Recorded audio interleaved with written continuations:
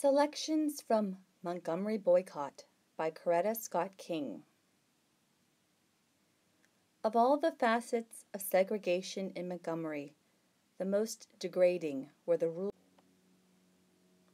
rules of the Montgomery City bus lines.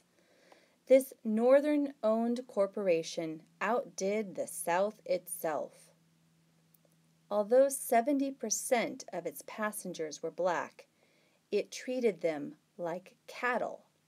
Worse than that, for nobody insults a cow.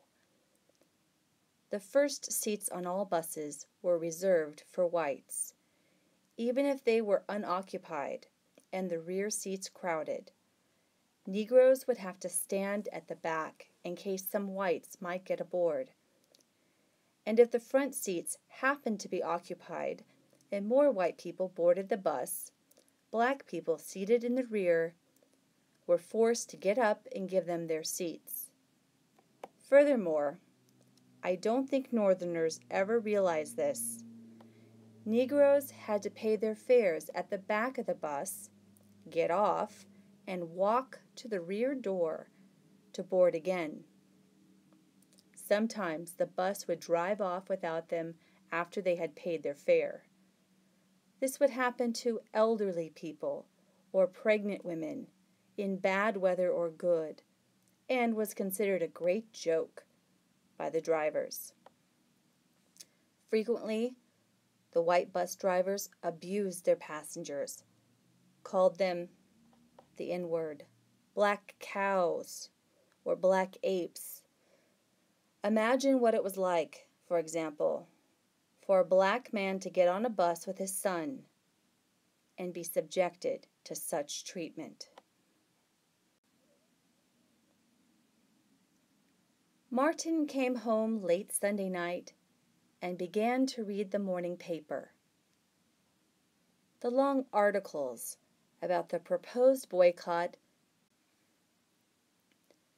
accused the NAACP of planting Mrs. Parks on the bus. She had been a volunteer secretary for the Montgomery chapter and likened the boycott to the tactics of the white citizens' councils. This upset Martin.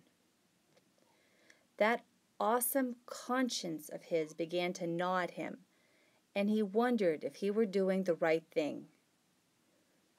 Alone in his study, he struggled with the question of whether the boycott method was basically unchristian.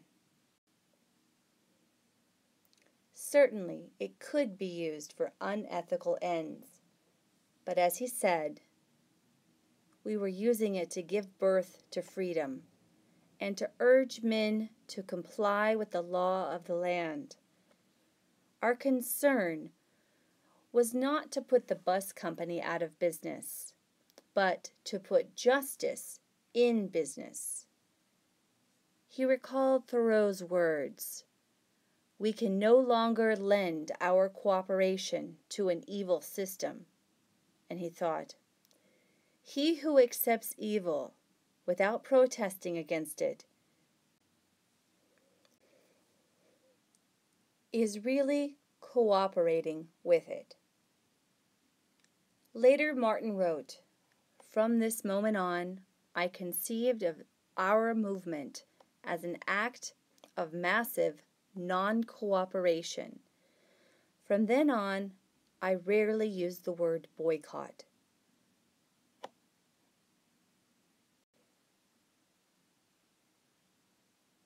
He picked up Ralph Abernathy, and they cruised together around the city. Martin told me about it when he got home. Everywhere it was the same. A few white people and maybe one or two blacks in otherwise empty buses. Martin and Ralph saw extraordinary sights. The sidewalks crowded with men and women trudging to work. The students of Alabama State College walking or thumbing rides. Taxicabs with people clustered in them. Some of our people rode mules. Others went in horse-drawn buggies. But most of them were walking, some making a round trip as much as 12 miles.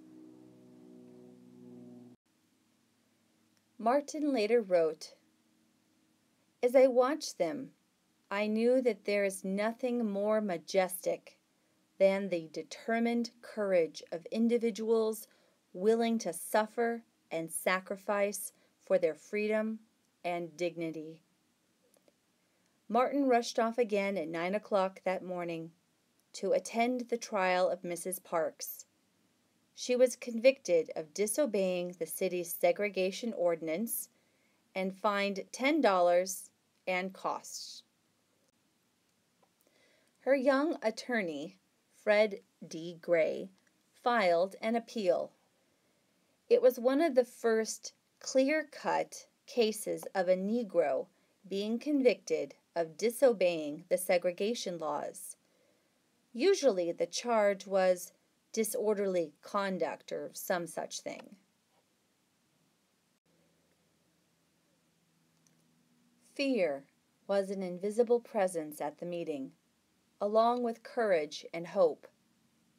Proposals were voiced to make the organization, which the leaders decided to call the Montgomery Improvement Association, or MIA, a sort of secret society.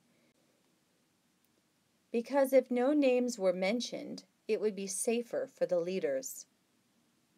E.D. Nixon opposed that idea. "We are acting like little boys," he said. "Somebody's name will be known, and if we're afraid, we might just as well fold up right now. The white folks are eventually going to find out anyway. We'd better decide now if we are going to be fearless men or scared little boys." And that settled that question.